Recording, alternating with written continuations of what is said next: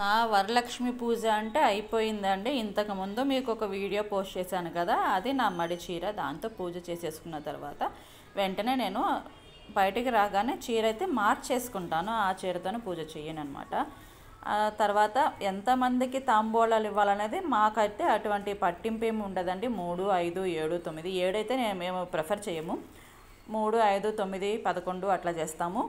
ఎంతమందికి తాంబూలం ఇచ్చినా మన ఇంటి మహాలక్ష్మి ఇవ్వాలి అండి. సువాసనలకు కూడా పూజ చేయొచ్చు, అది తప్పు కాదు. నేను తాంబూలం ఇస్తున్నాను, పసుపు రాస్తున్నాను, బొట్టు పెడుతున్నాను, వాళ్ళకి ఆశీర్వాదం తీసుకున్నాను. నేను పాదాలను పట్టుకొని నమస్కారం చేయలేదండి, నేను ఇచ్చిన తాంబూలాన్ని పట్టుకుని నమస్కారం చేశాను. మీరు ఇది గమనించాలి. సువాసనలతోకి తాంబూలం ఇచ్చి వాళ్ళ ఆశీర్వాదం తీసుకోవడం కూడా అది చెయ్యొచ్చు.